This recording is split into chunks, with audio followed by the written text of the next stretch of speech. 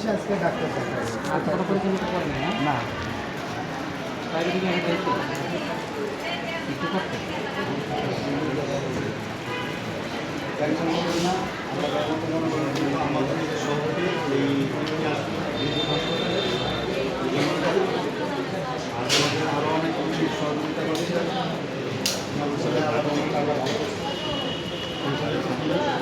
আমরা কালকে রাতে শুনছি ওনার পরে মনে করেন আমরা ডায়াবেটিস তো নাই, হার্টের অবস্থা ভালো আছে, কিন্তু ব্লক আপনি এটা বলা যাবে না 70%, মানে হার্টের স্পিড 70% ভালো আছে, ভালো আছে।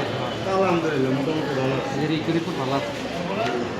কিন্তু তো কিছু পরীক্ষা টিকা দিব না মোটামুটি। এনে নকল পরীক্ষা এই রিপোর্ট দেখে যদি মনে করে এনজিওগ্রাম করে তার এই যে স্যার আমরা ভর্তি হ্যাঁ, স্যারের ডেট যদি কাছাকাছি থাকে তাহলে এনজিওগ্রাম করার পরামর্শ দেবেন।